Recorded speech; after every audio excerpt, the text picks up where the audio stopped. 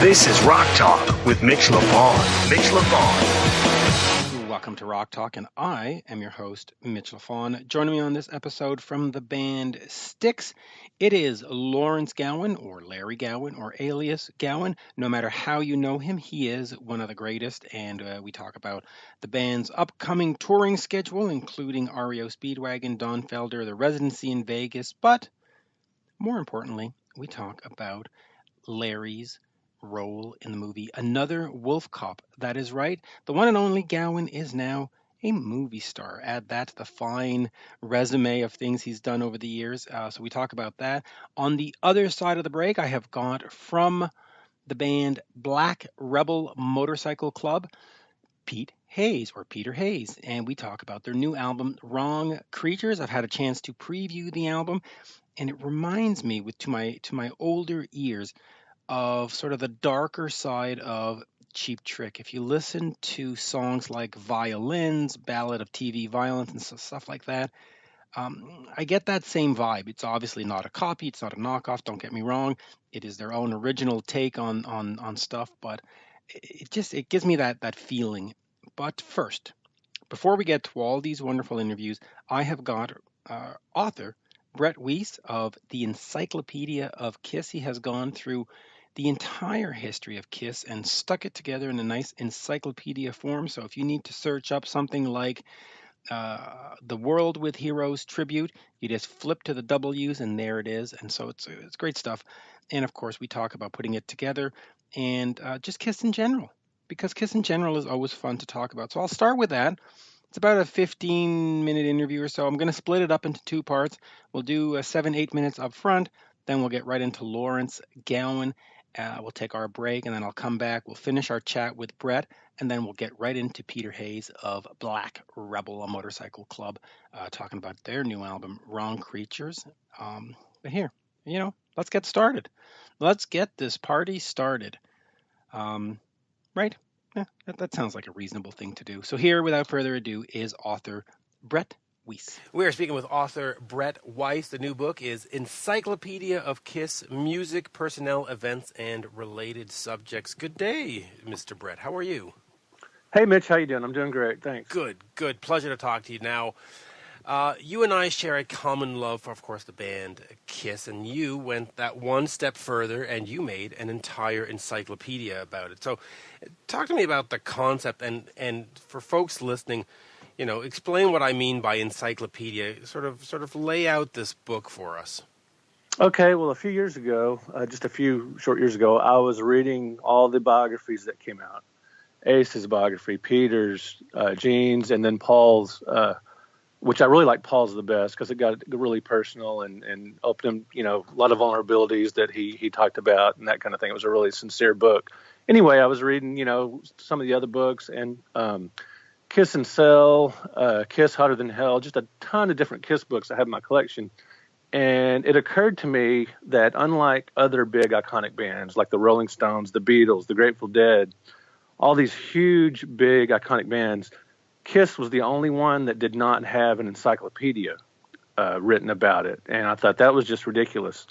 And as someone who's been a published author for over 20 years, around 20 years, I thought, let's make it happen. So I contacted my publisher, who I had written several video game books for about classic video games, Atari, ColecoVision and Television, Nintendo, all that good stuff. I thought, why not do something for KISS like that would collect all the important information of KISS over the years, all the songs, all the albums, the concerts, the tours, the merchandise, the big events, the TV specials, the comic book appearances, the movie appearances, TV appearances. I mean, this thing is really comprehensive with all the important and obscure moments throughout the band's existence.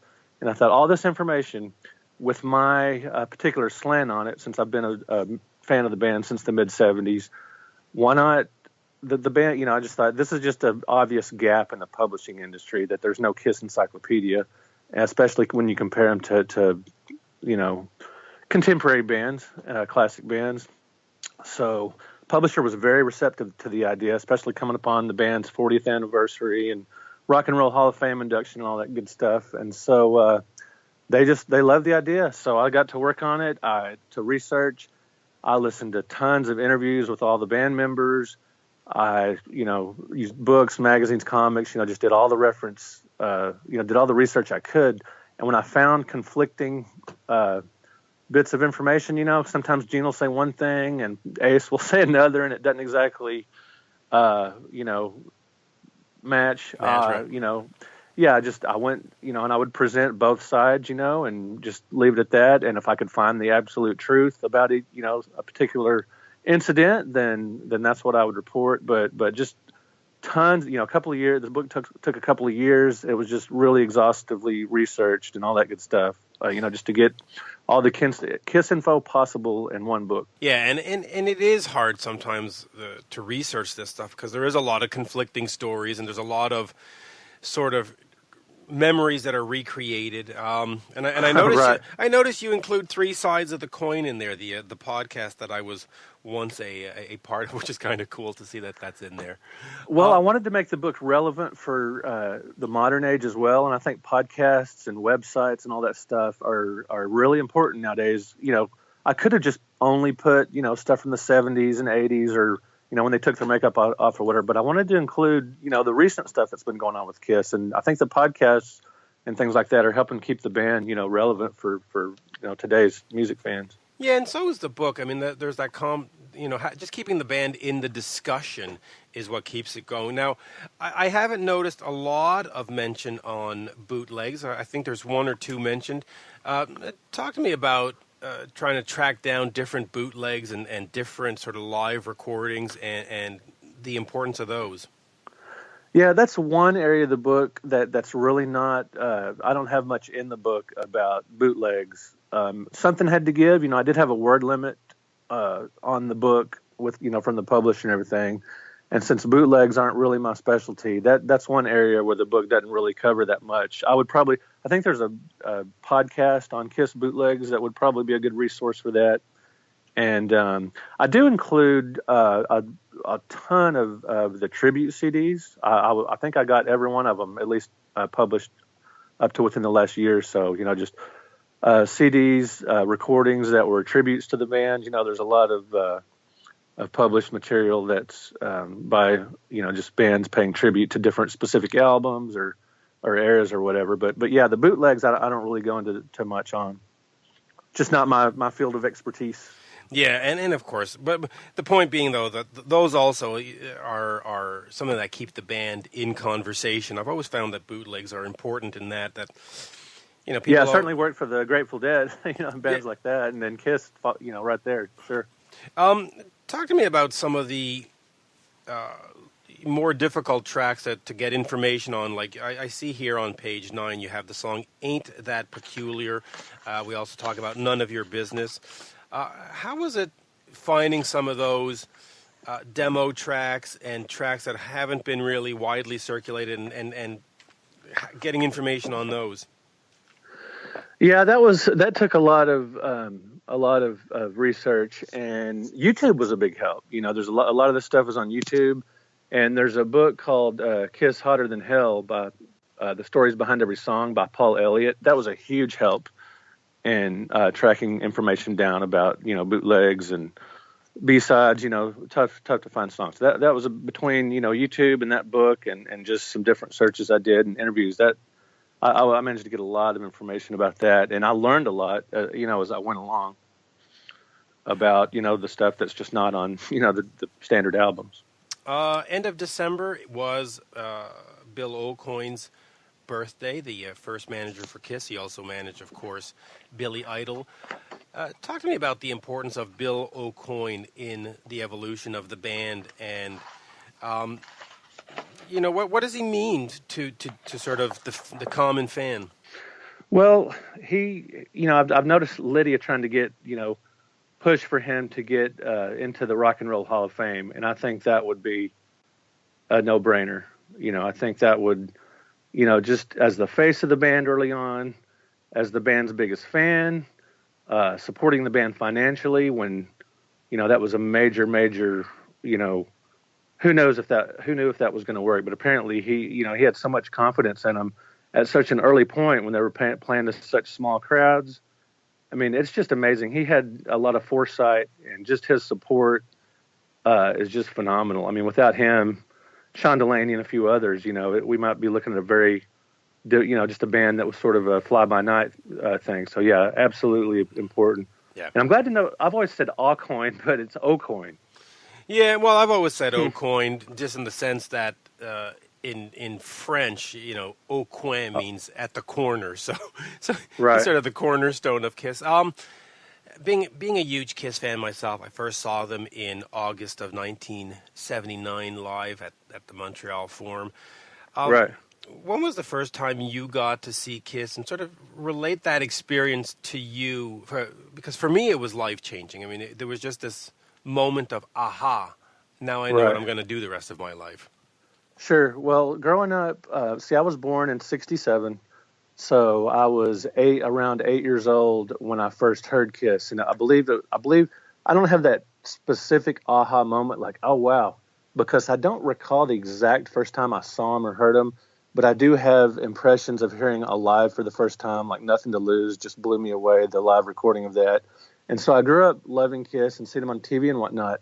But unfortunately, I didn't have a way to get to a show during the makeup era. I mean, when I was, in 77, 78, I'm 10, 12 years old around that time. And my parents just weren't interested in taking me. And I didn't have, I just never had the opportunity to see them during the makeup era. Unfortunately, I didn't get to a show until January 13th, 1984. And that was in Dallas. Yeah, so I didn't see them in concert with their makeup until the reunion tour in '96, because I just never had to wait to, until I had a car. There was just no opportunity to go see them. And we live in the Dallas-Fort Worth area, and I had a friend that said, we might be able to go at some point. I remember the Dynasty tour. There was an opportunity to possibly go, but that fell through. And yeah, I just didn't see them till right after they took the Lick It Up tour, after they took their makeup off. Yeah, that was a great tour, by the way. It was a great album, a great tour. And what blew me away by that, so I'm 16 years old, and, I grew up just like all the other hardcore Kiss fans, bummed that they didn't play them on the radio more, bummed that they weren't getting the respect they deserve and all that kind of stuff. Well, when I was 16 and Lick It Up came out, and they were suddenly on the radio, especially in the Dallas-Fort Worth area. I mean, it's a great, during the 70s and 80s, the Q102, the Zoo, legendary radio stations. There was a lot of record companies based here. Great area for music, except the big stations here had a major anti-Kiss bias. So when you hear about Kiss not getting played on the radio in the 70s, it was even worse around the Dallas-Fort Worth area. I remember the first time I ever heard Kiss on the radio was Beth on my mom's easy listening channel. That's they hilarious. just didn't.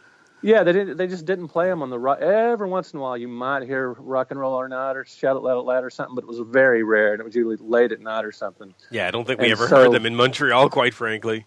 Yeah, and so in '83, when started hearing "Lick It Up" on the radio, I was just blown away that Kiss got that song was in heavy rotation around here, and that was just amazing to me. That was like, finally, We'll get back to our chat with Brett and all things Kiss after the break, but now let's move right on over to Larry Gowan. He is in a movie called Another WolfCop, and the band Styx is on tour. They have a new album that came out in 2017. They're doing REO Speedwagon, Darren Felder, Residency in Vegas, just nonstop. I mean, basically, this band has been in motion for, 40, 45 years, just nonstop. So without further ado, a personal favorite of mine, the one, the only, Larry Lawrence Gowan of Styx. We are speaking with Lawrence Gowan of Styx. And Lawrence, I got to say one thing just before the hellos. I was looking you up, and apparently some sites refer to you as alias Gowan, not just also known as you have an alias. Oh, wow. Finally, I have an alias. Oh, I'm like a superhero. Yeah. That's great. I was just fun. That's great to know. But so the alias is Gowan and the real guy is Lawrence Gowan, or the other way around? No, the real guy, according to this one site, is Larry Gowan, and your alias is Gowan. And I went, alias? Okay. I go, That's very funny. He existed and toured as Gowan for. It's funny because Larry Gowan's the guy that plays hockey. Lawrence Gowan is the guy that plays with Styx, and Gowan is, well, hopefully your listeners will know who Gowan is. Well, Gowan, If not, then we'll have to do something about that and get back on the trail. Speaking of the trail, so as we start off 2018, Styx has tons and tons of shows lined up. You are doing a residency. You've got REO Speedwagon and Don Felder. But before we get to that, let's just go over 2017 here. You had another tour with REO Speedwagon and Don Felder. Yeah. The album The Mission came out. It did great. It went up all the way up to number 6 or more on Billboard.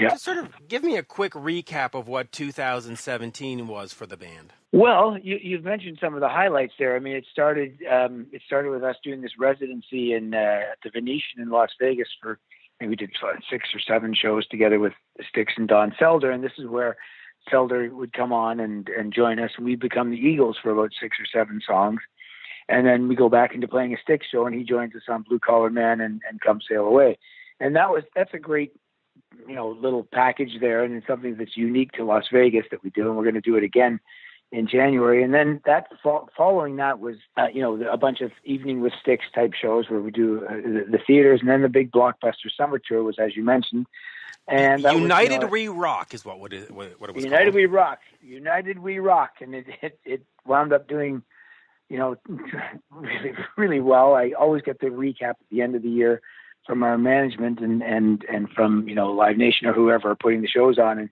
I know that we ended up again in the top 50 grossing tours in America with that one, and so that's actually an extension of that. In the cities that we couldn't get to in the summer, we're adding on to, I believe, in March of this year is when we're doing those shows again. So that Styx, REO, and Felder, and I know that we have a great thing lined up for this summer as well, which I can't announce yet because I don't think it's all fully finalized. But if that comes together, it'll be fantastic. I'm looking forward to it. It's going to be Can't fantastic. talk about it right now.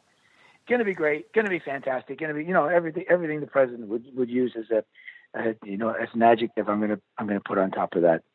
But in the meantime, March. I'm just flipping through the itinerary so far, Mitch, and it says in March we're doing these the shows with REO and Felder again, and that's about it. But I think the biggest highlight of 2017 for me was the release of The Mission. The 16th studio album from Styx, and as you mentioned, that it made a great impact among the classic rock legions of followers that there are out there, and I love the fact that by the end of this year, I love looking at the fact that people are debating where The Mission sits in their top 5 favorite Styx albums of all time. So I feel that the record was a great success just on that count alone. The fact that it would be considered in that as part of the great lineage or heritage of the band over the last 40 plus,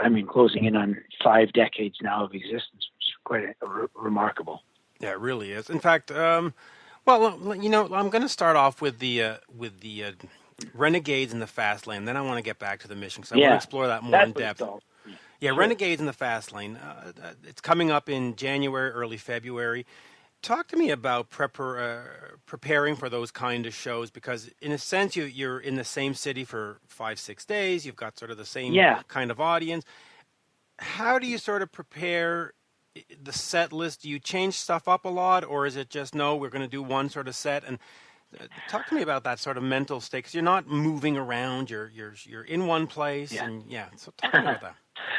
Well, in some ways it reminded me of, when I used to play clubs in the 70s. Now I'm thinking of, if I'm thinking of Montreal, where you come in and play, there were 2 clubs there where we'd be in for like a week. One was the Mustache, which is right across the street from the Montreal Forum. The other one was called the Maples, which I think was kind of on the outskirts of town. But this is long before you were born, Mitch. Oh, I remember the Mustache, actually, quite frankly. All right. I do, in fact. Right on. But I do think it actually closed down recently. I'll have to check that real quick. Quite possible, but this reminded me of that on a much larger scale, and I got get the feel of what bands, how they can kind of settle into a theater and to a dynamic that's not so much predictable, but basically becomes like your home rather than your little visiting a hotel room, so to speak. Instead, you feel like you're at home there, that you're in command of the place for a week or a week plus. And there was something very inviting about that. And when they asked us to come and do it again in 2018, I was really thrilled with it. As far as changing the setup, I think we altered maybe one or two songs each night. We would put in one. I think we learned about 10 Eagles classics, and we maybe altered one song per night. But eventually, it all led to Life in the Fast Lane, and Renegade, and Hotel California, and Come Sail Away. And that's quite an encore right there. Yeah, it really is. Quickly talk to me about Don Felder, because you've done many tours with him. Talk to me about sort of this relationship that the band and you have with him, and just why it works so well together. And I've seen it. I've seen you out at the Ottawa's Blues Fest and other places. There really is something about the music and just the demeanor of the two bands just sort of fits. It meshes. Unusual in that when you think of those bands in the 70s in their days when they were really breaking through and when they found their audiences, you wouldn't think of them in the same breath at all. You would think of Styx as being somewhat part of the progressive rock movement, and that's part of what I loved about the band, is that I could hear how they kind of were an American version of what Yes and Genesis and ELP and Pink Floyd maybe, and a bit of Jethro Tull thrown in there. I saw them in that realm, and the Eagles entirely an Americana kind of continuation of something that bridged all kinds of American influences in there, and I didn't hear a whole lot of British prog in Eagles music. And yet, when we played together, I guess the first time with Don was about 5 years ago.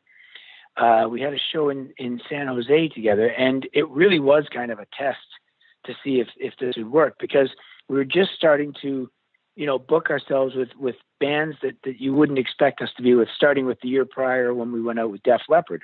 Again, at that time, it didn't quite, you wondered, is this going to work, because the bands have, different audiences and came out during different eras, but it worked, tremendously well. And then when Felder was playing his, he did a set with us, 10 Eagles songs that he's, part of the writing team on, and, part of the let's call it the classic lineup, if you want to.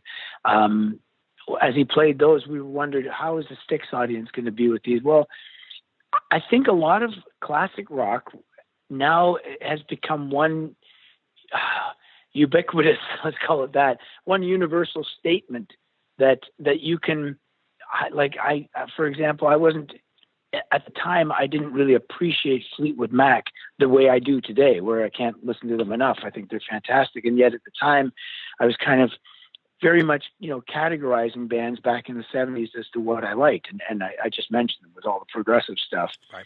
And Elton and Queen, and basically anything beyond those lines, I was kind of like, I like that a little. But now I hear bands that weren't at the center of what I loved at that era now suddenly make way more sense and are part of the overall tapestry of what classic rock is, and how far it reached and how wide the parameters were for what it could be musically.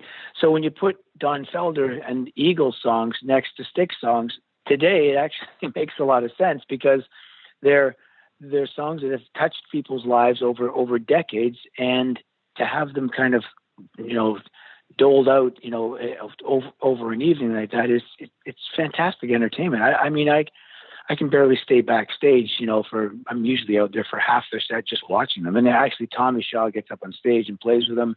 Todd goes up with them a little bit. So that kind of a relationship has kind of evolved. And then to have Don come on stage with us just seemed like a natural kind of next step. Yeah, it really has. And they're songs of a generation. And what I find entertaining now about the term classic rock is Nirvana and Pearl Jam have started showing up on classic rock stations, and you I know. Man, I'm getting older every single year. Yeah, well, then you're one of the lucky ones. You got to look at it that way. I heard this morning. I'm in Tulsa, Oklahoma today, and I woke up this morning. The first song I heard was "Handle with Care." Traveling Wilburys. Yep. And I thought that came out. When is it? Is it like 89 or 90 around there? Wilburys? I'm thinking. Wilburys might have been 87 or so. Hold on here. As early as that? I have access to this. Let me see here. Give him a quick Googling. Traveling Wilburys. Here we go. I'm doing the quick Googling. The Google. Yeah. Traveling Wilburys. First album was 1988. Second album 1990. Okay. So I heard handle with care. So 88, 90. We're both wrong, but we're close. Yeah. But I heard that, and I immediately thought, wow, great to hear some classic rock. And I'm thinking, that's well beyond the eras of when these guys in this band were, initially classic rock to me was like, it ended at 1980. That was, to me, that was it. Now it extends well into the 90s, to my mind, because I guess 25 years is going to be the cutoff. Let's call it that. At the 25-year mark, you've achieved if your song is still around, and it came out in the last half century, then we're gonna call it classic rock. And after all, it is the gigantic musical statement of the last half of the entire 20th century. So it really is a music now that, and I make this point in Styx shows, and actually in a bunch of Gowan shows I just did last month, is that these songs that were, initially considered to be transient pop songs that would have a limited shelf life, they've wound up having a lasting impact on not just one generation, but now new generations, and they're still around, and they're still relevant to people's lives. So I think we might have underestimated just the value of what they were at the time. Yeah, well, we always underestimate value, especially music. But all right, now you mentioned Gowan and the Gowan shows. I want to ask you about that, and then I want to get to the mission in detail here. Yeah. But unless I'm mistaken, the last album, The Good Catches Up, came out in '95, right? There hasn't been. Good Catches Up, yes. The last studio album was, and then following that, the only studio recordings before Styx were a couple of recordings that I added to the Greatest Hits album that came out in '97. Yes. Right, and then you also did Home Field in the UK and Return to Strange Animal. Yeah. But you haven't done any sort of Gowan music. You haven't done anything sort of from your own soul, if that's the way to describe it, in quite a bit. Yeah. Is that something you sort of miss doing? I mean, it's great to be in Styx, but at some point you're singing somebody else's songs, and I don't mean that in a disparaging way. Do you want to sort of get back and say, hey, I've got a point of view that's not a Styx point of view, it's not a classic rock point of view, it's an alias Gowan point of view. Get back to the alias Gowan point of view. Right. Well, quite honestly, that really began to take the front of my mind, to come to the forefront around 2010, actually 2009. I'd been in Styx at that point, 10 years, and there was a venue in Niagara Falls that we played, Fallsview, that the guy who was booking that room and managing it said, look, we have Styx here the last couple of years. He said, but we're really starting to get a lot of calls for wondering if there's ever going to be another Gowan show. And coincidentally, that was the 25th anniversary of Strange Animal. So we wound up doing 7 nights there over the next 3 years, and the next 2 years, I should say, just basically to start playing that music again. And the funny thing is, when I came back to Styx after those shows, JY and Tommy both said, that's cool, because you've come back from that and you've kind of brought something new back with you. And I didn't know what they meant. They kind of a subtle shift, had kind of happened, I suppose. And because that's what happens whenever you step out of your what becomes your comfort zone of what you're playing on stage. And I had to really relearn those songs and had to really engage with the nuances of them and the sounds and all that to kind of bring that era back to life. And then you saw us. I think the last time you saw us was it 2012, Mitch, when we played there outside Montreal. Well, I saw Gowan at L'Assomption, which That's would have it. That's it. L'Assomption. 2012 maybe. 2012, 2013. Yeah, a good 5 years ago. I mean, I saw Styx at Fairview Point Claire in like 5 months ago. But have I seen Gowan since then? No, it's been a while.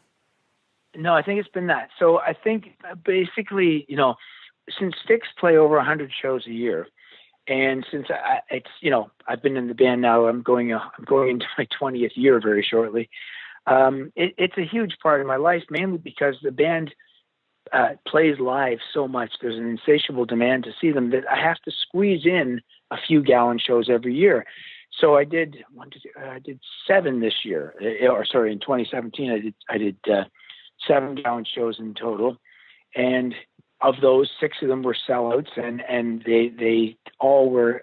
Again, now I'm seeing at Gowan shows what I saw at Styx shows about 10 years ago, which is younger and younger people that know this music and are throwing their arms up in the air and singing the lyrics as if these are songs that came out, when they were on the planet, and they're not. So having seen that over the last number of years, I can tell you, and I've said this a few times, I have been working away on a solo album that hopefully will come out. It could come out anytime now because we've got plenty of stuff ready to go from it. And I'm hoping that some of it comes out in 2018. We shall see, because I have to wait to see if there's a window of opportunity to promote it. That's really the key. I don't want to just throw something out there from the alias Gowan world and not have any time to kind of focus on the proper promotion of it, because otherwise it'll just disappear on the wind. And because the music world is so saturated with music now through the internet. So I have it there. I am very inspired and motivated to want to do another Gowan record and perhaps more in future after that if it does okay. And no, it's very much an integral and important part of my life. There are just so many days in the year when you can follow a project, and it's like the old saying: if you want to, you can only ride one horse. If you try to ride 2 horses with one ass, you'll probably do a bad job of both. So I really try to break up the time so that I can focus and on those things. So the Gowan shows we did in 2017, it was great because I had a few weeks there to focus entirely on them. The drummer from Styx, Todd Zuckerman, he joins me on those shows. There was one show in Moncton, a festival where my son actually... We got cut off at this point, but here is part 2, or the continuation of Larry Lawrence, alias Gowan. We are back with Larry Lawrence Gowan. Our phone... Alias Gowan, the phone cut off. You live by the sword, you die by the sword sometimes. But yeah, exactly. We were talking about making another Gowan album, and you were telling me very nicely that the juices have been flowing, and an album might come out in 2018, depending on if there's a window of opportunity to properly promote it, which is of course very important. You can't just sort of drop it there and then walk away. That's ridiculous, To release it the day before you go out on the REO Speedwagon tour would make no sense. Makes no sense. It makes no sense. And really that's, ultimately music it's a form of communication. It's the highest form of communication. And to me, it's like you have to recognize the fact that there's, you have to kind of market the moment when you can engage with people. If you don't think about that part of it, then it'll just dissipate on the wind. Yeah, it will. So let me ask you this here then.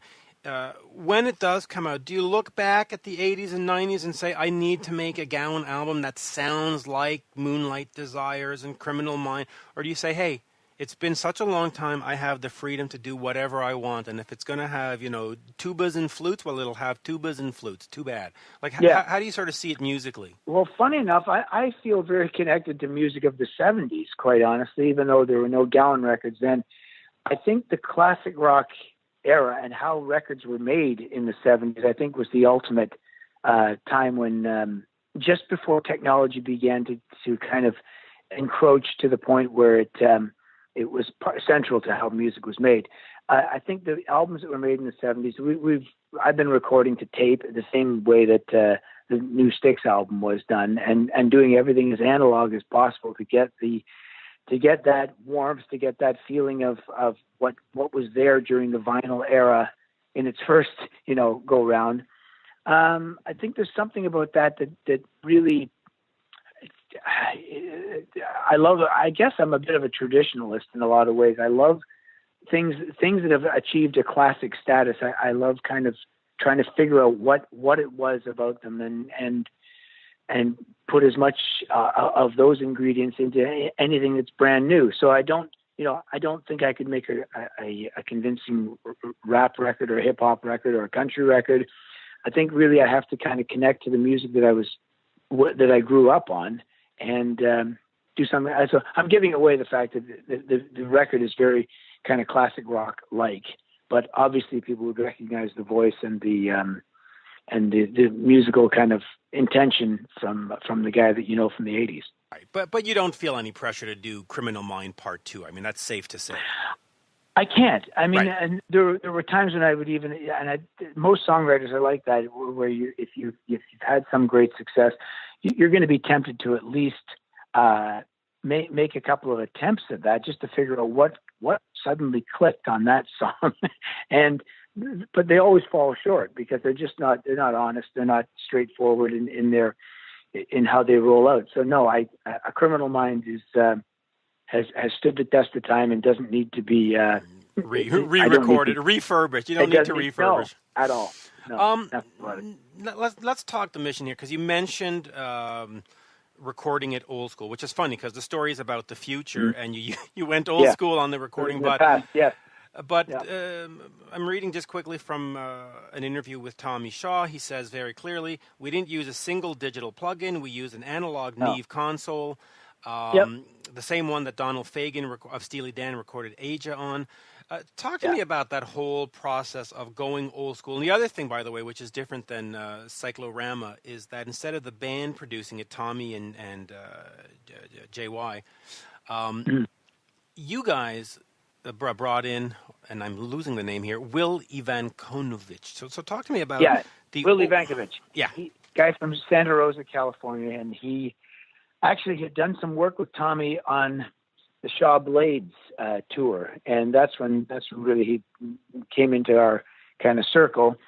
And there's been a great association between he and Tommy Shaw, and it really was, the album began with them kicking around a couple of song ideas a few years back, and then as that began to kind of arise, I came into it as the kind of the third writer, and then I brought some recent ideas that I've been kicking around and kind of glommed them in there along with what they had going, and that's really how the record took shape. And then there were a couple of great guitar riffs that JY had been noodling on for some of them for a couple of years that found their way into songs. The opening of Gone, Gone, Gone, for example, is a JY classic riff that he'd been playing maybe for a couple of years, and then suddenly it finally found its way onto a new Styx album. So I think what was important was to get an outside producer, quite frankly, Mitch, because all of us are pretty adept at doing our own recordings, and we all have our own version of what Styx should sound like today. But the great thing is that I like the big four classic albums that Styx had, Grand Illusion, Pieces of Eight, Cornerstone, and Paradise Theater. And I luckily, Tommy was thinking, that we have to make a new Styx record that's got that feel to it. I have a studio in Toronto, and he has, he was getting set up in Nashville, but I said, I just recently bought a 2-inch studio machine, and we've started recording on that, and everything about that old stuff still sounds fantastic.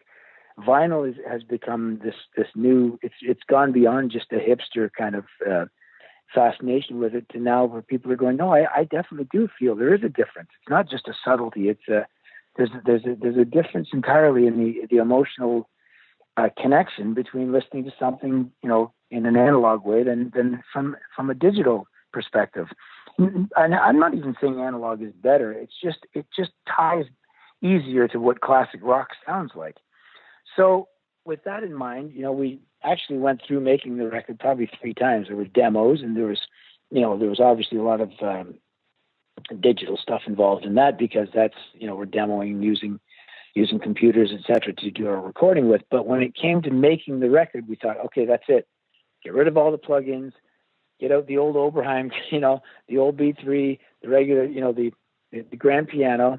That was my part of it. And let's go into a studio and kind of sequester ourselves in there for a couple of weeks and basically have the engineers patch together things that basically exactly as if we're living in 1979, right down to shutting off our cell phones and just pretending it's 1979.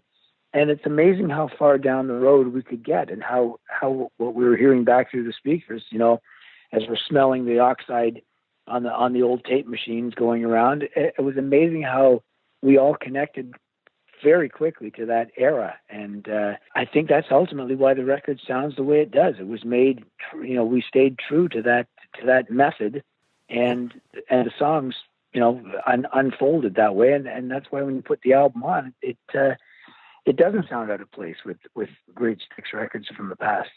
But there's also that thing of the band having a performance in a studio and capturing that, because the new way of the drummer shows up on Monday and the singer shows up on Wednesday and the bass player. Yeah, we didn't do that.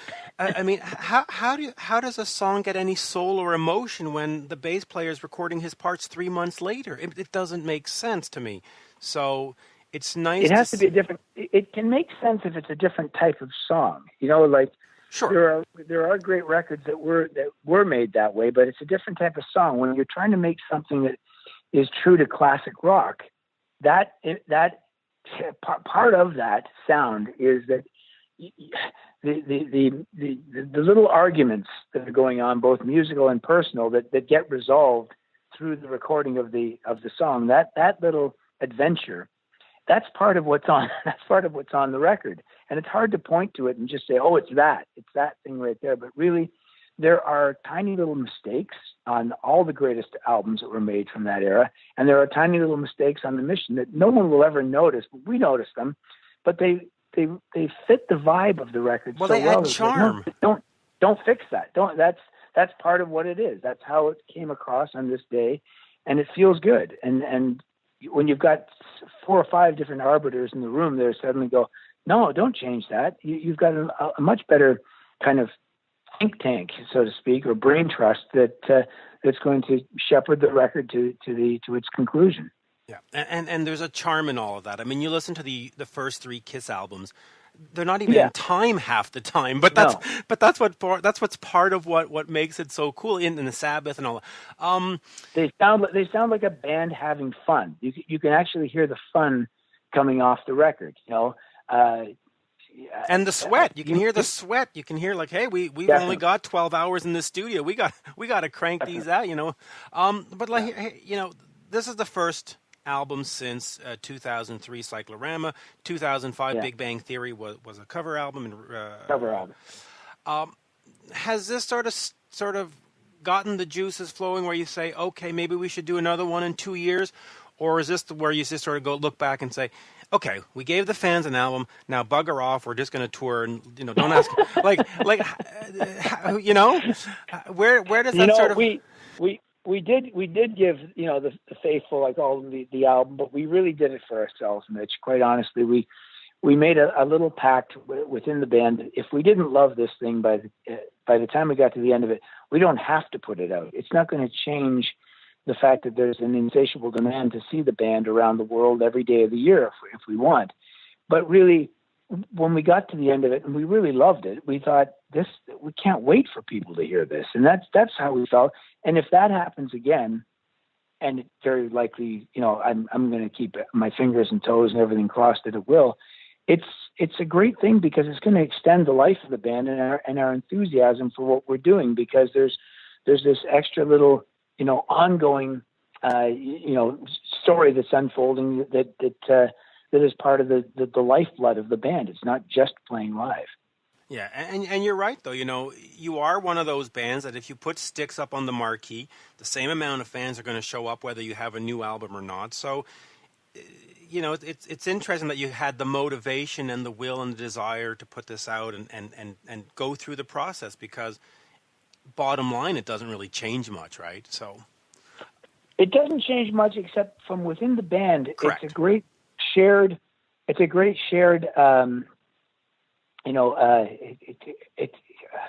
effort that you're able to look at each other and say, basically, I'm hearing stuff coming out of you. I'm seeing each member of the band that I wasn't expecting. So the unexpected suddenly has come back into the room again, and you're impressed with the guys that you're on this little journey with, and that's, I don't know if you can really quantify how valuable that is as a life experience, and how vital it is to the existence and the ongoing enthusiasm of the band.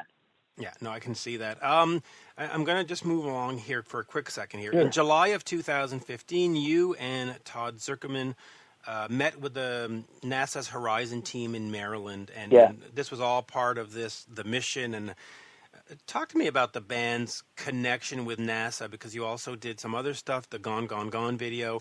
Talk to me about sort of, sure, one of the things, art and real life blending, kind of. Absolutely. One of the great little things that happened when I joined Styx is suddenly, you get great entree into these great, American institutions. And I've been a very big enthusiast about, since I was a little kid.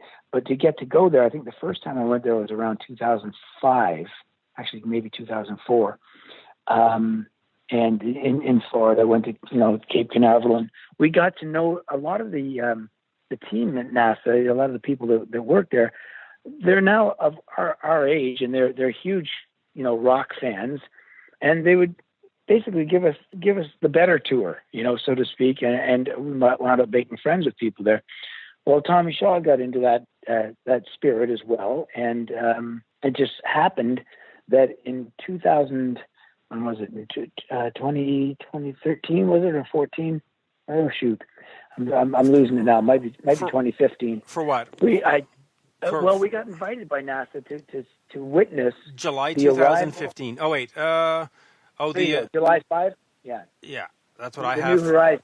The New Horizon, you met them in July 2015, and great. Hold on, I'm also looking here, and they had discovered the Styx, smallest planet of Pluto, in 2012. Yeah. There you go. Yeah. So that's how it all started. Because I'd gone to NASA in just about every year. I actually was going. If we had like 3 days off, and if I was in the southern states, I'd go to NASA and just basically do another tour and look at the space shuttle again. And I'd gotten to know some of the people that worked on that whole program. And but anyway, in 2015, it was Tommy, myself, and Todd. We went to NASA on the day that they discovered this. On the day that the New Horizons spacecraft had arrived at Pluto. And on that voyage, they discovered a fifth moon revolving around Pluto, and they decided to name it Styx. Correct. So that just shows you the degree to which the impact of a rock band can have on them. And of course, there's also the mythological river and all that Greek mythology that's in there as well. But the guy Mark Showalter, who worked there, he said he's the one that named it, and he said, really, it had as much to do with the band as anything, and that's how I was able to get it through. But anyway, we're seeing this come across the screens in NASA, and we're looking at the whole team there jumping up and down like they've won the Super Bowl, because this spacecraft had left 9 years ago, and it made it. So talk about witnessing perhaps the most involved human endeavor, and a spacecraft to go that far in 9 years and be there on the day that it arrived. So great jubilation was in the room, and it was shortly after that the mission, the album, all the writing, and all of the story began to really take shape, and eventually that's why the story ends up where the spacecraft on the mission album winds up going to Pluto and passing the moon Styx. It's funny because as I talk about it, I mean, it's only a classic rock band that can get away with doing such a high concept record, and yet, if you listen to the Mission, you don't really have to know this story at all. You can just listen to them as individual songs, and they do stand up very well, when you personalize them. But there was a linear story there that tied to NASA, and then when again these pals that we made there, when they heard the album and saw just how in tune it is with their current endeavor, which is to get a mission to Mars. They embraced it, and then they wound up making a video for Gone, Gone, Gone, where they, if people look that up, Styx, NASA, Gone, Gone, Gone, you'll see probably the most expensive rock video ever made. I think it would qualify as being about $3 trillion worth of technology is in that video. So, I think that may be the highlight of the year. Actually, the fact that NASA, did that promotional piece and used a Styx song from the Mission to accompany it. And it's a great video, and you can find it if you look it up. I want to ask you two more things about the Mission, and then I'm going to ask you about something a little different. But the producer. He gets co-writing credit on a lot of the songs. Absolutely. Talk to me about having him get these co-writes, because in a sense, you've got Tommy Shaw, you've got all these great songwriters. What was it like bringing him in, and was it necessary? I don't know how to pose the question necessarily, but just having sort of a guy outside the band come in, lend to the band. Talk to me about that and bringing him in. It's great to have a traffic cop in, so to speak. A producer has to do a number of things. It's never the same on two records, like what George Martin brought to the Beatles, records was all kinds of orchestration and all kinds of other musical knowledge that he had from his angle. If you look at Mutt Lange, for example, what he brought to Def Leppard and the great records that they made, he was a writer as well as a producer, as well as, someone who's helped to formulate the whole sound of the band on record. So there's never any clear delineation, delegation, so to speak, of what a producer should do. In this case, Will, he knew exactly the sound that we were after, and he also, being a great musician, he knew the kind of chord structures and knew the kind of lyrical ideas that would pass in a Styx world. But of course, he ran them through the filter of the band before they got embraced into the album. But really, it was beneficial for us to make this record to have someone who was not on the road with us playing 100 shows, but instead was in the studio, hacking away at the latest version of the song, or deciding, this one needs an extra bridge, or it needs a solo break here. And he did a lot of dissecting of the music in our absence, so that when we would meet up again, we had a new frame of reference and a kind of a departure point to decide on what to work on, because we had to kind of meet in Nashville every few months. We'd come back together and work on the record a little bit more, until finally we had it where the writing was where we wanted it. We had the concept exactly where we wanted it. And then at the end of all that, we went, okay, now we're going to go to the studio, and what I was mentioning to you before, pretend it's 1979 and record these songs and see it through as if we're making a record from the classic rock era that Styx exemplifies. So the necessity of how he wrote for the album, how he produced the album, how he did a lot of the engineering on the album was really essential to getting the job done. Otherwise, we'd still be working on it.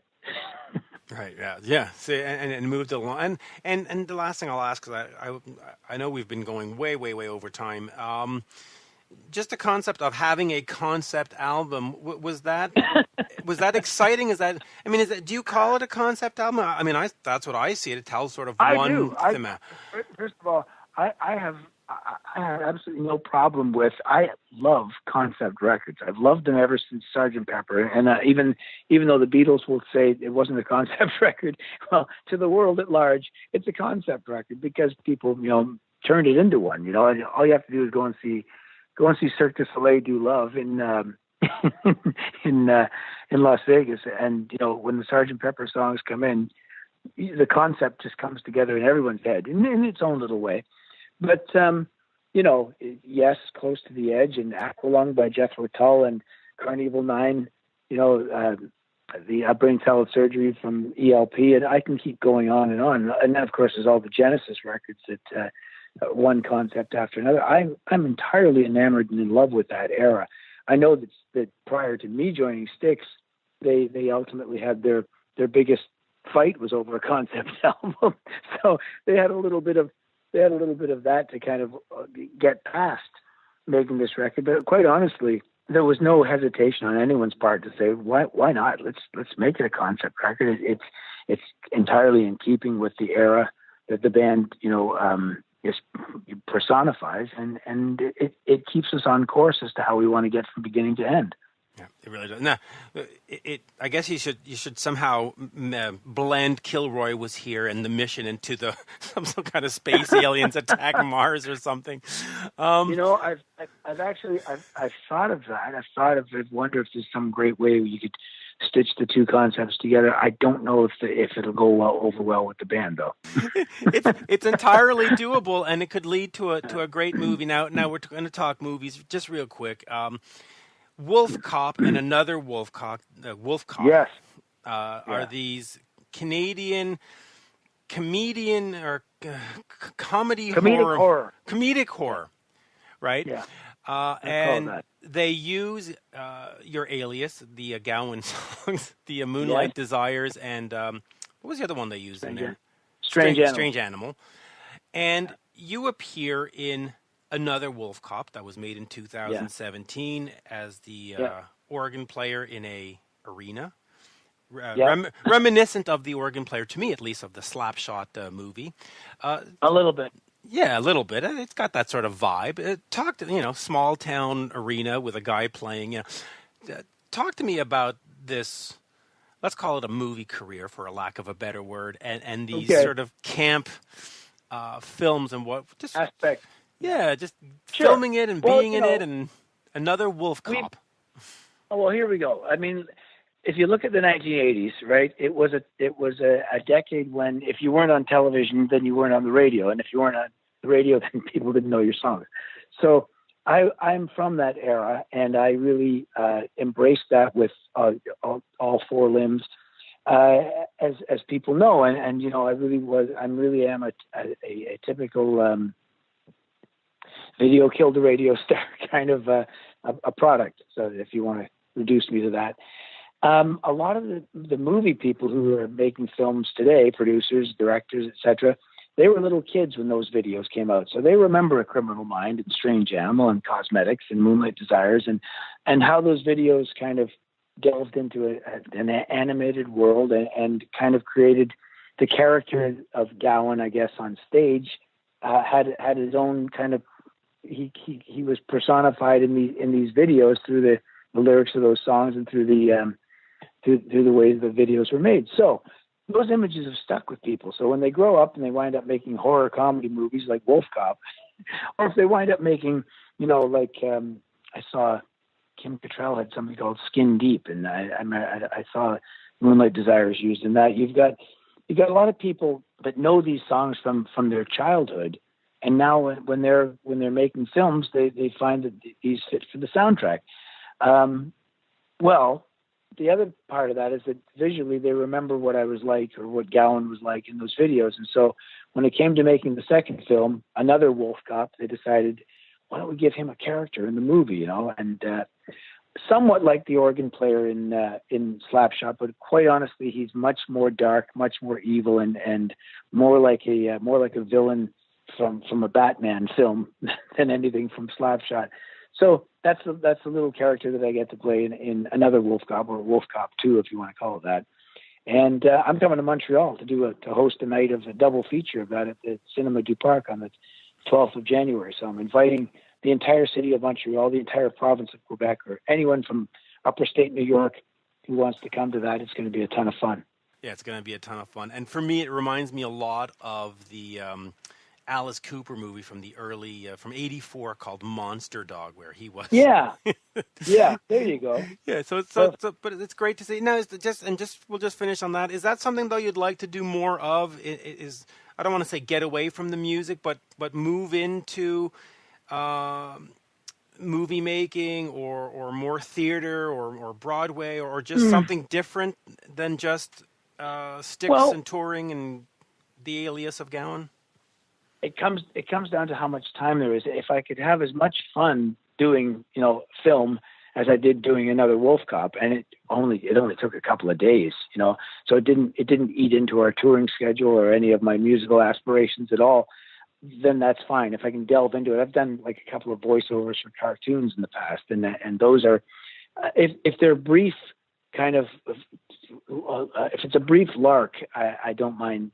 Not only do I not mind it, it's a great little fun little side holiday from doing music. But that's really how I would always treat something like that, as sort of a little vacation away from music. But and then ultimately it finds its way to helping the music career in some aspect down the road. But you never know. Hey, Mitch, I'm up for anything. I might wind up working at Starbucks at some point. Why not? Free coffee. We can't go wrong there. Yeah, exactly. Always a pleasure. I know we had been scheduled for 20 minutes and we're way past an hour, and we had spoken That's okay, man. off the record too. Great. But I look forward to all of this, and it's just it's just great. Again, the very first time I got to see you was playing McGill University in, what the hell was it? 90. Remember that, 1990. 90, right? It was 90. I think it was 90, yeah. And it was like the dead of winter, as far as I remember, like February or something. It was bloody cold. Probably. But it's just been fun to follow your career and see you in Styx and just see the band keep going and see Tommy to keep going. It's always great. Guys, well, thank you so kindly, and I'm glad you stuck with it for all these years. And no, I'm looking forward to seeing Montreal again on the 12th of January. So that's going to be a fun little evening. Yeah, that'll popcorn and wolf cops and bagels. You got to get bagels when and you're in bagels. Montreal. Oh yes, the Saint Viateur bagels. Right? Saint Viateur bagels, yeah. And then when you head back to Vegas, you can bring some to Celine Dion. It's her favorite. So there you go. I will personally deliver those. Thank you. Thank you, okay. sir. See you in a couple of weeks. All the best, Mitch. Yeah, all the best, and we'll see you soon. Absolutely. Cheers. Bye-bye. This is Rock Talk with Mitch Lafon. Mitch Lafon. Big thank you to Larry Gowan of Gowan. Always love talking to Gowan. And I do encourage people to go out and see Another WolfCop 2, his acting debut. Well, I don't even know if it's a debut, but you get to see him act, which is great. We're going to move over to Peter Hayes of Black Rebel Motorcycle Club. But before we get there, I just want to finish my conversation about KISS and the Encyclopedia of KISS with author BRETT WEISS. So here we go. Here is part 2 of me talking KISS, which is what I love to do, with author BRETT WEISS. KISS has, over the years, changed members quite a bit, and that's reflected in the book. You talk about Bruce, and you talk about Vinnie, and you talk...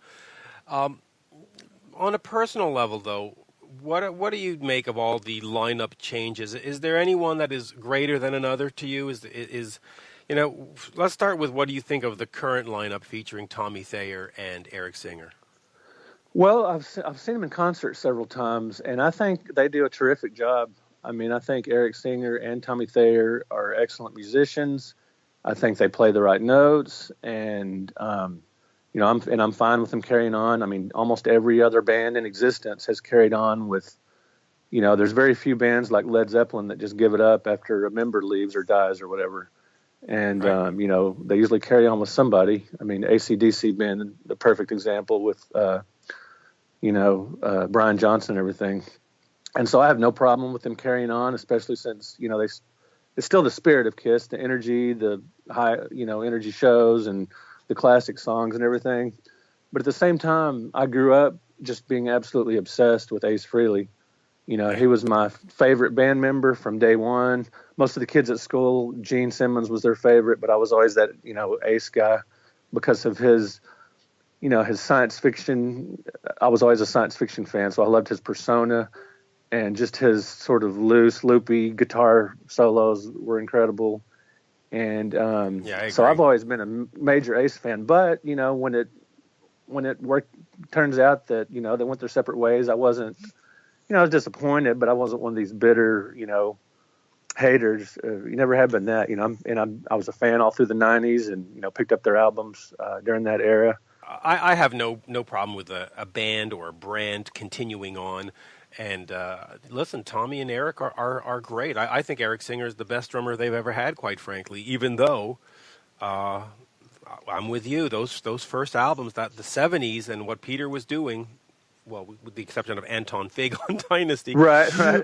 It's a perfect combination of this sort of jazz drumming, rock drumming that really worked.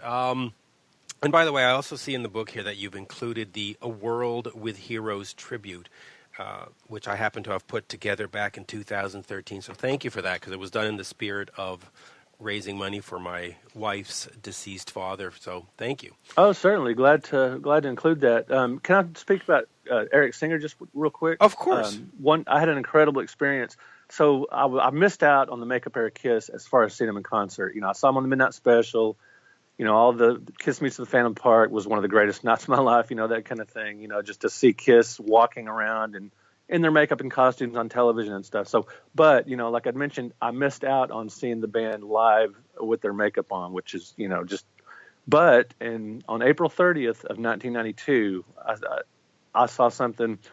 One of the coolest Kiss moments I ever had was they were touring small clubs, just sort of getting Eric Singer, used to playing with them and stuff. And they played a place called Dallas City Limits. And it was just basically a bar, probably less than 1,000 people there. And, we're just pushed up right against the stage, and I'm staring straight up at Gene Simmons. And, they're doing Unholy and the Revenge stuff and all that. And that was just an incredible experience, because it was such a small venue. And them, just doing their full big, not their full big, show with all the pyrotechnics and stuff, but just doing, a full-length concert and everything, just at this bar, basically. And you basically had to know somebody that knew somebody to get a ticket and everything. So that was really cool. And seeing Eric Singer, and that was really great. And I thought, okay, they're in good hands drumming-wise, because he was awesome there, and it was really cool. Yeah, Eric really just he's brought the band's drumming to another level, because he can handle sort of everything. The big question in Kiss circles, of course, is always, did Vinnie Vincent save Kiss? Yeah, right? Three Sides always likes to ask that. Yeah, and I was part of that wonderful podcast in the early going. Yeah, I remember. Talk to me about Vinnie. What are sort of your impressions on him? Did he save Kiss? Did he not save Kiss? I mean, well, it's interesting. Where do you lie there? That concert I mentioned going to at the Dallas Convention Center in January 13th, 1984, there were rumors that the Lick It album had come out, and you obviously see Vinnie on the cover, and I was disappointed because I loved Ace and all that stuff. But the Lick It Up album was great, and they were getting radio play, so I was cool with Vinnie. But leading up to that concert, there was rumors going around that Ace Frehley was going to rejoin the band. And, there was always Kiss rumors growing up, and without, not much way to verify a lot that was coming out. So my friends and I that went to the concert were pretty convinced that Ace was going to be there. And so when we get there to the show and they come out and the lead guitarist is really small and doing, this really fast screeching guitar, we're like, okay, that's not Ace. But still, I'm fine with Vinnie. I mean, he's not my favorite guitarist, and I don't know that his guitar style matches Kiss as well as Ace's does, but obviously a great songwriter, and the band sort of had a resurgence, when he was with them. I know he got on Paul's and Gene's nerves, his personality and everything, and sometimes he might try to, carry a lead a little too long or something, but I am glad to hear that he's sort of reappearing in January at this Kiss convention coming up. That'll be great. And that and it sounds like, I know there were some pretty unstable moments with some ex-wives or whatnot that I touch on in the book. And, I know there were problems with him and the band, but apparently he's sort of in a good place right now. If you look at some of the things he's written about the show coming up and everything. So I'm, pro Vinnie. Not necessarily think he saved the band. I think probably losing the makeup and MTV probably saved the band more than anything, but definitely a valuable, member. Yeah, and I don't really know if anybody actually saved the band. I think, like anything, there are cycles. Even if you're talking about your Apple, sometimes the stock is up and sometimes the stock is down, right? I mean, I think KISS by 80, 81, 82, they sort of had to run out of gas and ran out of ideas, and then you look at Black Sabbath. Black Sabbath in 78, 79 had run out of ideas, and then Right.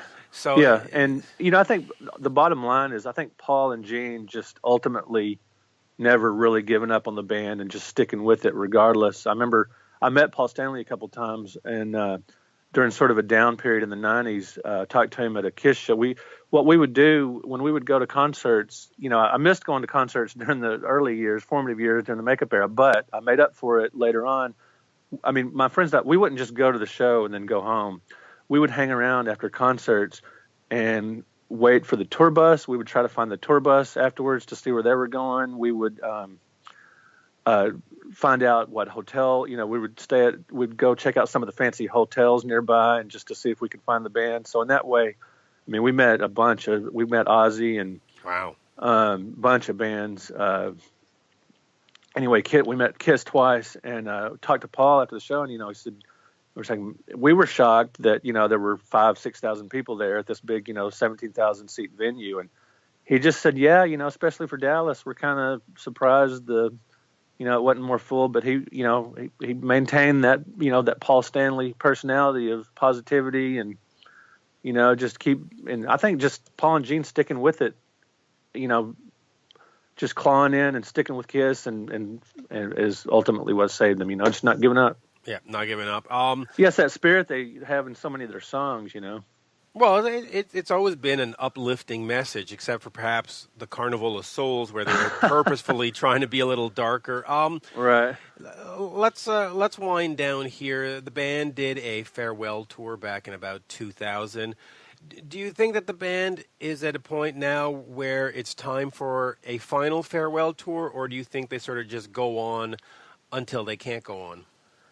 Well, I have to say that I think Paul's vocals, and I know people get hated on for commenting on his vocals, and they get hated on for not commenting on his vocals, but I think just from a purely objective standpoint, I think he's lost something with his vocals, and I think that's probably a sign to maybe start winding things down within the next year or so. And you're talking, about to someone that would that still wants to see him in concert, regardless that, his voice is not quite at what it used to be. I still like to go see him play, but I think it's probably a good idea to start, talking about there being an end in sight within the next year or so, just from a purely objective standpoint. As a fan, I'm fine with him going on forever, Yeah, I'm fine with going on forever. And as far as Paul's vocal issues, there are ways I think that they could make up for it. They could certainly have Eric Singer sing more of the background vocals and pick up some of the parts that maybe Paul can't hit.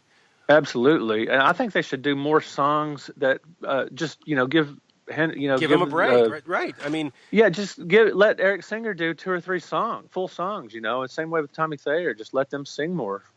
And, of course, let Gene sing a bit more, too. I mean, which is remarkable that he hasn't lost anything in his voice. But, of course, he wasn't doing those, wah, Right, yeah. I think and I'm amazed. But I haven't gone to see the Gene Simmons band, but just the stuff I've seen on YouTube, he sounds really, really good. And the shows I've seen him do the last couple of years, his voice is still very strong. But yeah, I think that probably has something to do with his singing style, not ragging on his vocal cords so much.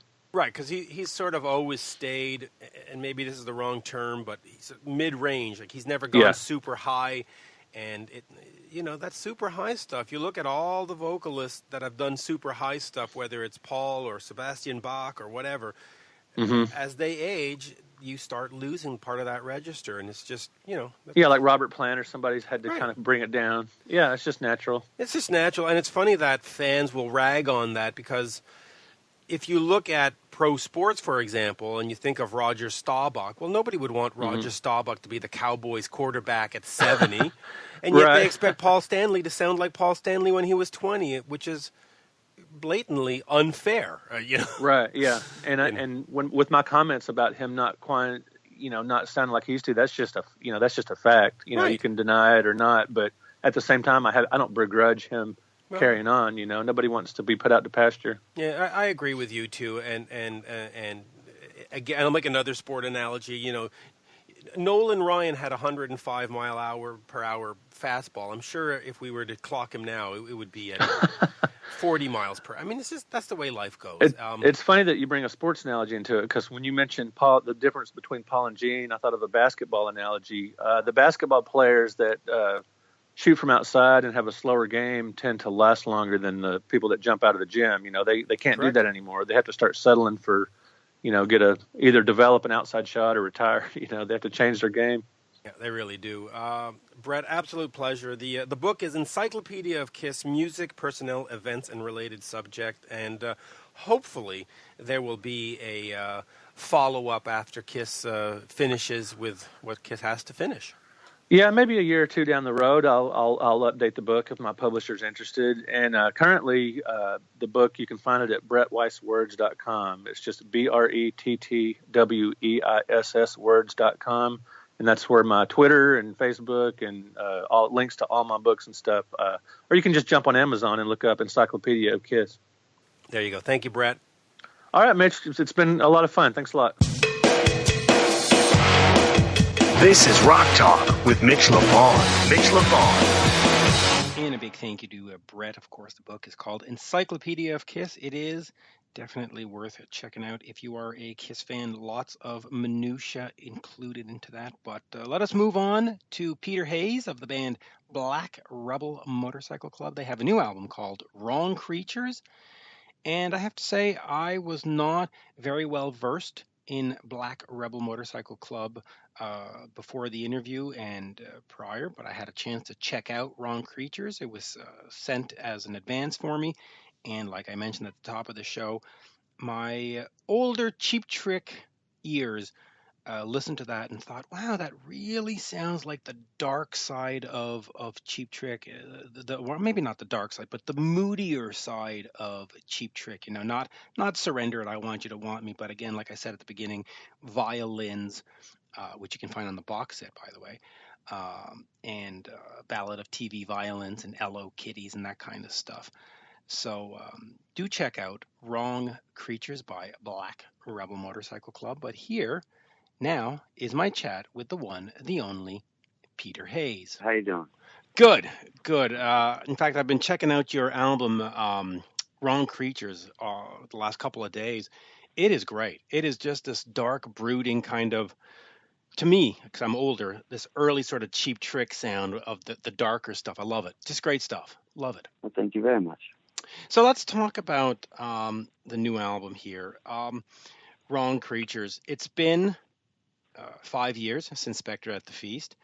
And of course, there's been all kinds of circumstances that has led to those delays. But let's talk to me about getting back in the studio and refocusing on making music and not sort of thinking about the life stuff that came about the last few years. Well, I guess it started like any other album, when it comes down to it.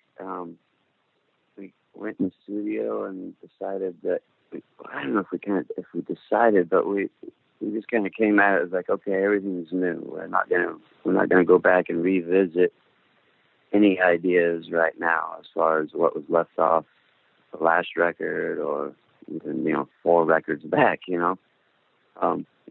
started with let's just jam, see what happens, see what comes, and then we just kind of started piling up and jams. And then we'd revisit those, after, from week to week, we'd come up with, you end up playing for, a couple hours straight, and sometimes those ideas wouldn't turn into anything, but it was just kind of fun. And then, we were kind of recording it on the phone as we go, or little recorders as we go. And then we had to make a decision to kind of stop that after we had a pile of ideas.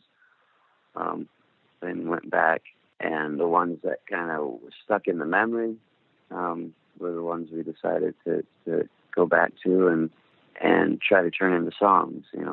You mentioned that. Oh, sorry. Go ahead. No, that's kind of, I guess it's, I don't know, that might be a bit uneventful, but that's kind of the reality of it. Yeah, pretty straightforward. You use Nick Lonnie, who of course has produced Nick Cave and Arcade Fire. Arcade Fire being a Canadian band.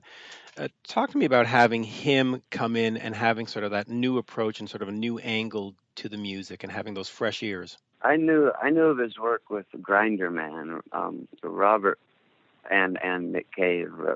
Robert knew a bit more about the other music he did. I'm not good with names and stuff like that. And Robert had met him, I guess, in town a few times at shows, and they had kept in touch. So we brought him in kind of during the process of after we kind of chose some ideas, and then took those hour-long, long jams and got them down to 4 or 5 minutes. We brought him in then and kind of said, hey, are these making sense? Which ones excite you, And he came in, he came in and then he kind of was like, well, play me some other ones. Play me the ones you weren't going to play me. I was like, okay, well then play him some of those. The ideas that weren't just kind of fleshed out. And then he kind of come up with, here's ways that maybe the song could be more to the point, where he's like, well, I'm getting bored here. How about you shorten that up? And then it was kind of our job to not be too, have you ever heard of the phrase demoitis? Yes. Yeah. So that's where the danger is. You start to fall in love with your own thoughts too much. And that's when that's kind of the best time to bring someone in and go, hey, you're just, why, you question that. It's like, why are you in love with that so much? Because that actually doesn't make sense to me, so you kind of talk that out before, that seems like always kind of a good place to bring somebody in that process. You try to get out of that mode of just kind of demoitis, everything that you've done is, genius somehow, but it's not easy to do. And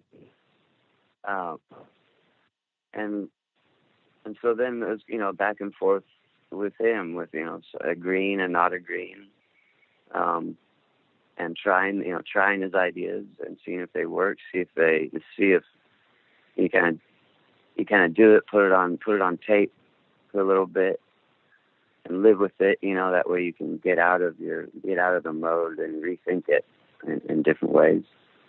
And then so we went in and cut basics just to get drum tracks in the studio, and then brought it back home with us, and we worked in different places. Some was at my place, putting on overdubs and finishing words up, and then you mixed it. And in the mixing process, there's still ideas of where songs could be shorter and more to the point, or longer, in different places. We try to come at it where anybody that's in the room, we always try to come at it where we're asking them, like, hey, well, what do you think, And hopefully you're working with people that can, be honest with you, they can say things like, well, for some reason that there doesn't, it's boring to me or doesn't make sense, and then you try to take that into account, you use that as either validation, as like, well, yeah, I want it to not make sense there, or else you sit and think about it and you go, okay, well, let's just come at it another way. Yeah, absolutely. When Leah approached you a couple of years back, or 2014 and says to you, "I have this brain condition." What was your sort of initial reaction to that? And talk to me a little bit about how, the human side takes over compared to the business side, because that must have been sort of a devastating moment. Yeah. For me, my reaction was to not do music at all.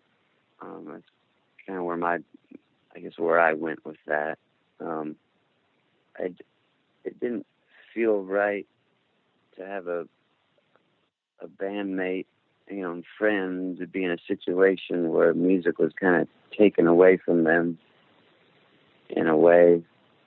It didn't feel right to be sitting around playing music and just continuing with the kind of business of it, because, even though, I do believe music can be kind of a therapy, to help you through times. It just didn't feel right to do.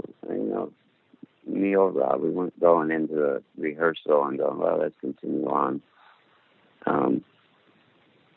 And just have music ready, for if and when, she were to get better. It was just more concentrating on, okay, well, this is life happening, and I want to be there with a friend to help her recover as quick and as well as possible. That's where my brain. I completely turned off and didn't listen to music, didn't play music, And I kind of just let that happen. And tried not to stress about that, too much. Tried to live in what life was, at that moment right there. Yeah, and of course, getting her back. How does that re-energize you and re-energize the band? I guess it becomes a bit of you get a sigh of relief, re-energize. I'll put it this way also. I mean, having been around bands for many years, there's a lot of sort of backstage stuff and behind the scenes stuff and business stuff that seems so important and so dramatic, and you sort of lose that human element. Does this sort of change how you approach the band? Now it's just like, hey, it's three friends making music, and the whole sort of behind the scenes stuff of who has a bigger dressing room and I mean, that just sort of, it must just all fall to the side. Yeah. Yeah. I mean, that's something you always kind of struggle with, I mean, as far as, if you understand me right, I mean, I don't struggle with dressing rooms, but it's always something you try to keep your your head and you try to keep yourself in check with stuff like that.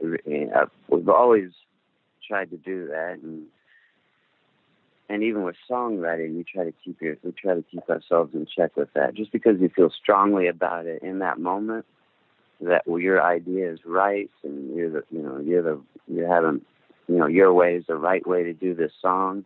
We're always there, kind of trying to remind each other, like, well, that's not true. This is music.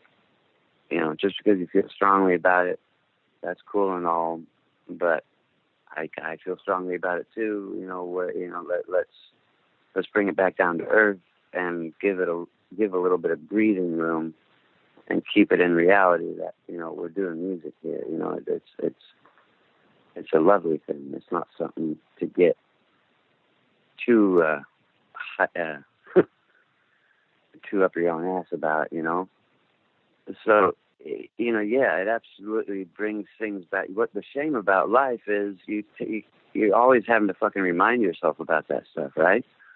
It's like you have constantly. I don't know if it's kind of an epiphany, but you have these moments like, oh fuck yeah, I'm taking this shit too fucking serious. Then you're just kind of like, oh thank fuck, I'm not doing that anymore, and then it fucking comes right back, and that's a constant kind of frustration in life, to not do that to yourself and to the people around you. I wish it was just kind of one epiphany, and then you kind of be able to move on and just live that way. But doesn't seem to be that simple. I wish it was, Yeah, wouldn't that's something you're always kind of working towards. Yeah, one epiphany would be great, but it's this long process of continuous discovery.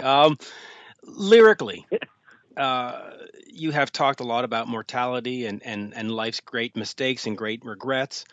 Um, Talk to me about sort of that theme and why you embrace those kind of lyrics and that kind of thematic approach to the songs, and not just, hey baby, baby, let's go party on a Saturday night, which many bands have made a great career out of.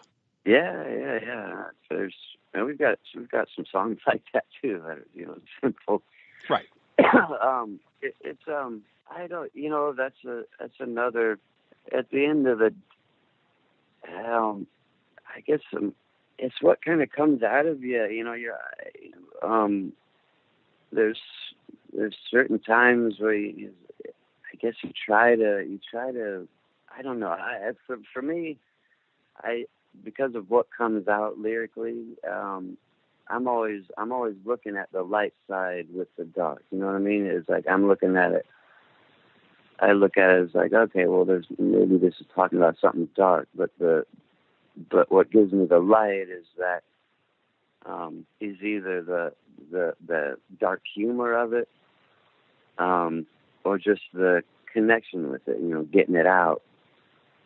I'm always looking at it that way. So that, for me, that keeps it interesting and keeps it not one-dimensional.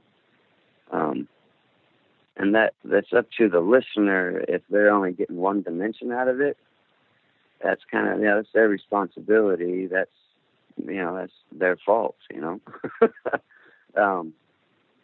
So yeah, that's just kind of how I approach it, I guess. And yeah, I don't know if that makes sense, but it does. Let me take you back here just to 1997. The Brian Jonestown Massacre, the album "Give It Back," includes a friend of mine actually on drums, Adam Hamilton, who ended up in L.A. Guns eventually. Talk to me. You must remember Adam. Yeah, I do. Yeah, he did. Yeah, he did studio work. He's a great dude. Talk to me about the experience in that band, what that band sort of meant to you in terms of a learning experience, learning about the business, learning about music making and crafting, and eventually the decision to move on and form your own Black Rebel Motorcycle Club, your own thing. I had,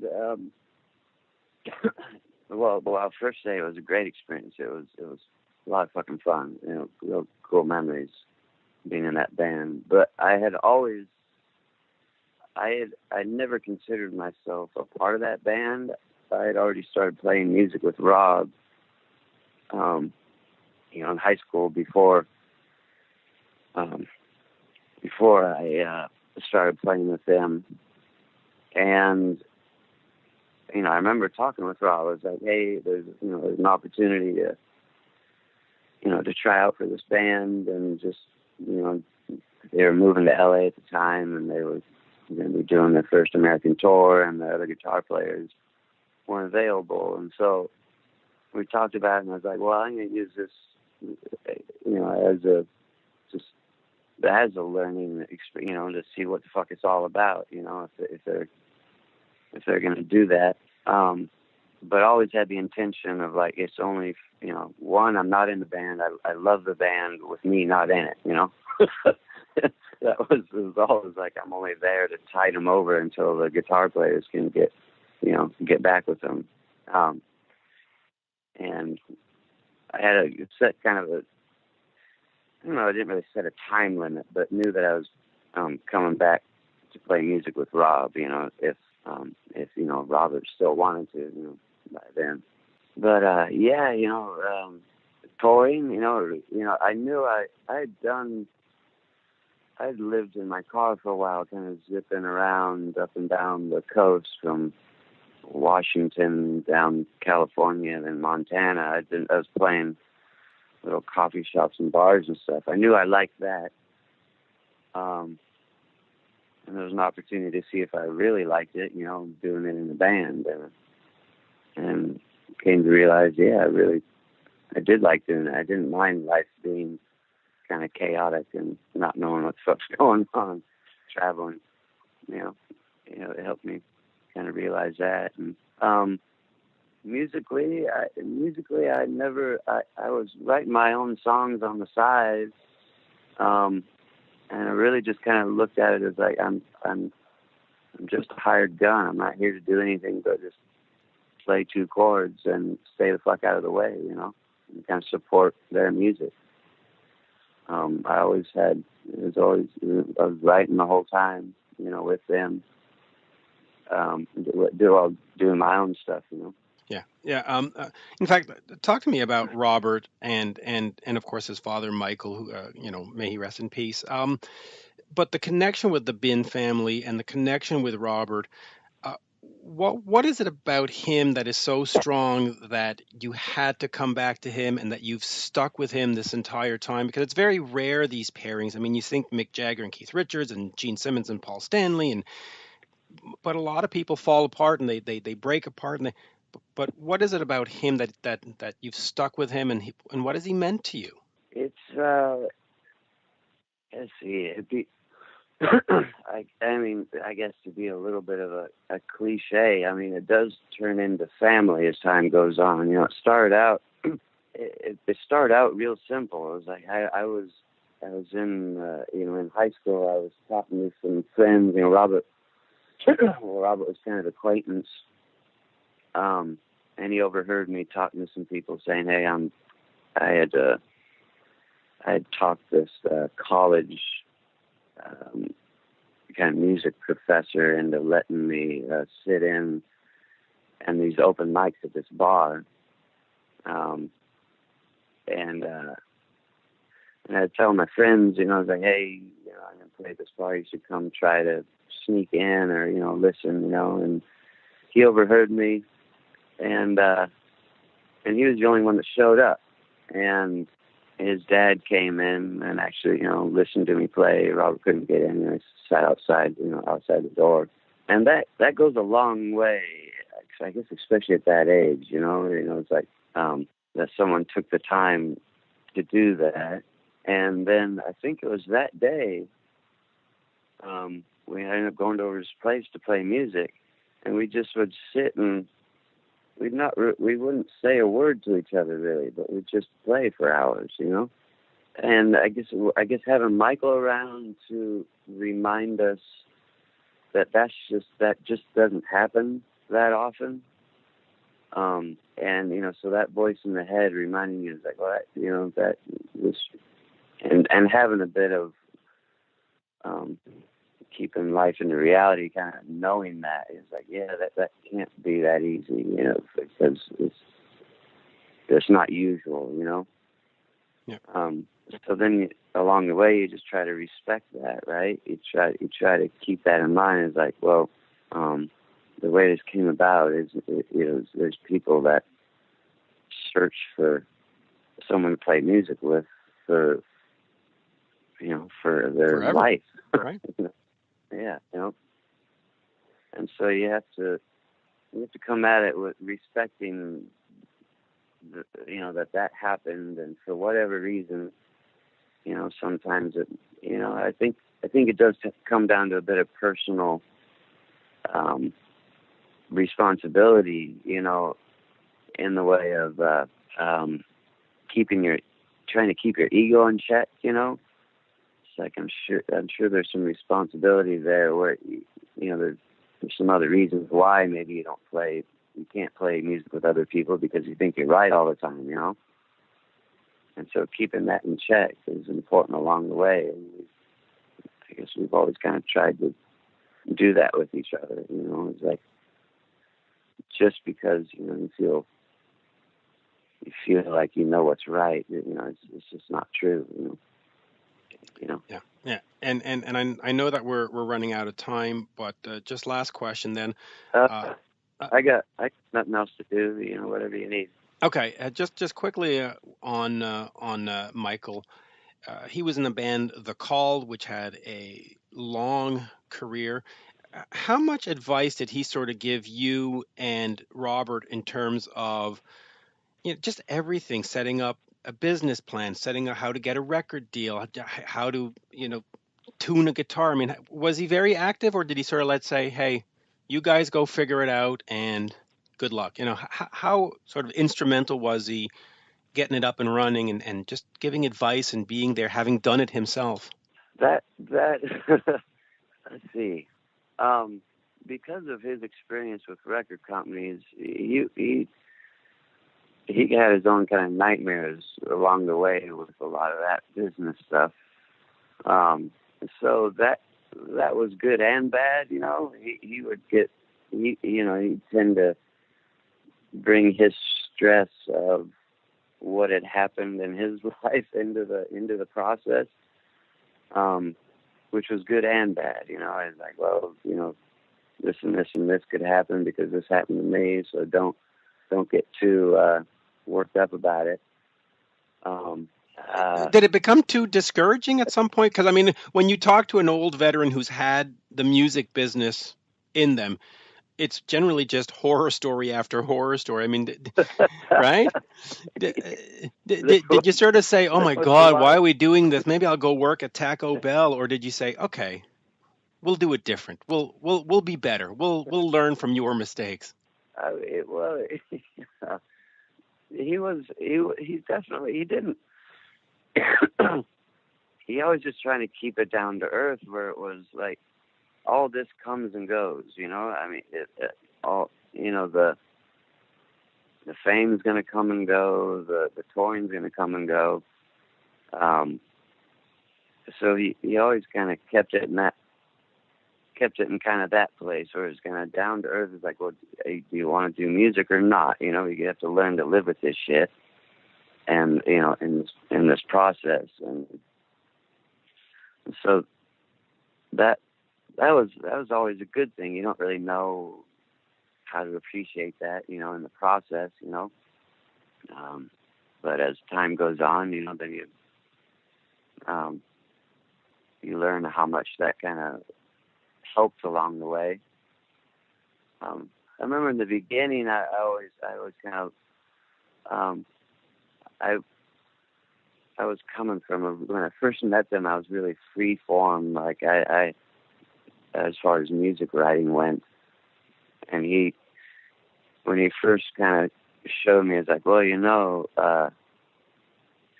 this is actually what a song kind of sounds like. If as far as I was a fan of Jimi Hendrix. It's like, well, really, if you look at it, this is here's what he's doing.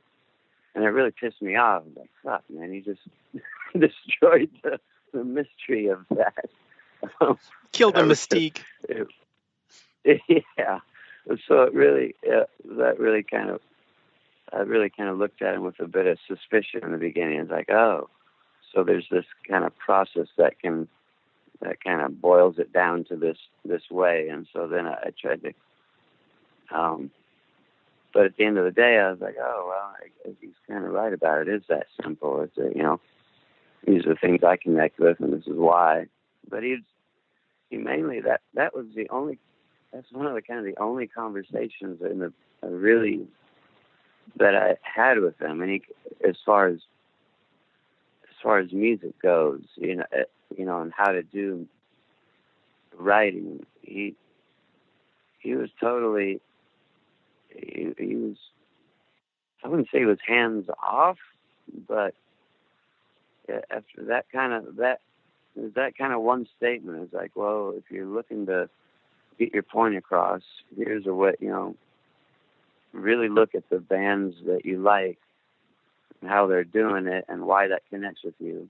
And then from there, me and Rob, playing in the living room and the bedroom, he was just a kind of, champion. He's like, it sounds good to me. Do what you want to do, and then he, for those records, he really helped us in the way of, he was kind of like the wall or the,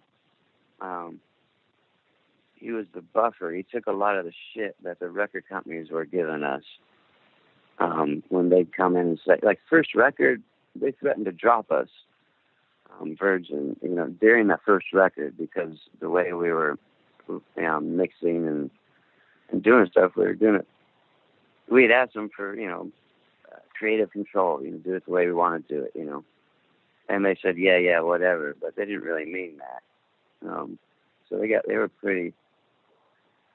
So that, yeah. So from kind of moment one, we were. That's funny. We kind of. So he was kind of the buffer there, though. He'd kind of be like, look, you guys said this. This is how they want to do it.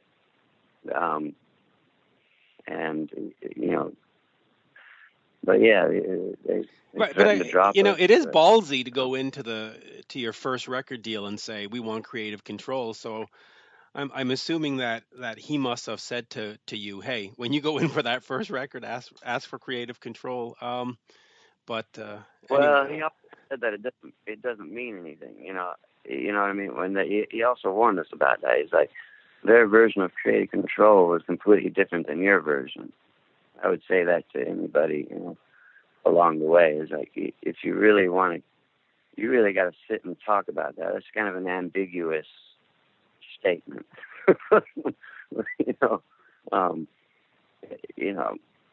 So he warned us about that, and sure enough, it happened.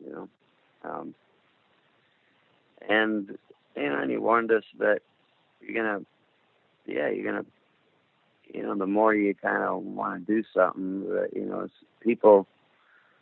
Everybody kind of thinks they know what's right, and there are definite formulas. But if you're looking to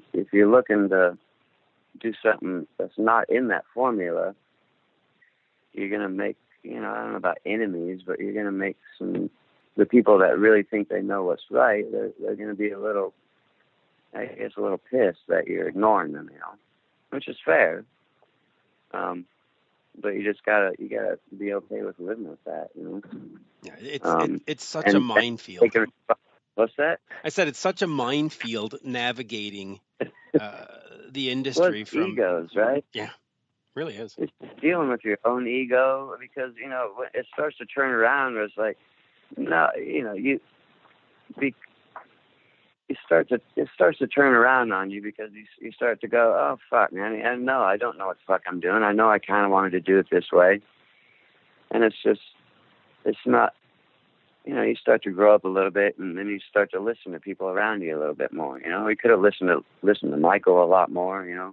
That would have made life a little easier. But he was he's like, well, you gotta step on this shit yourself, figure it out. Yeah, it's all egos. That's all it comes down to at the end of the day. I think everybody's got to deal with that stuff, no matter what they're doing. You're dealing with, No, you're probably right. I'll finish with this here. The Black Rebel Motorcycle Club tour starts in January in San Diego, which is by far my favorite city in the world, and we will see you here in Montreal on February 5th. Peter, just a great pleasure today. Absolute great pleasure. And Wrong Creatures, I had a chance to listen to it. It's stunning, stunningly beautiful. Thank you very much. That's very nice of you. Sorry for my rambling talkings here. No worries. And I'll see you at the Montreal show in February. Cool, man. Thank you very much. Have a good one. Yeah? You too. Thank you for everything. Bye-bye. Right, bye-bye. This is Rock Talk with Mitch Lafon. Mitch Lafon.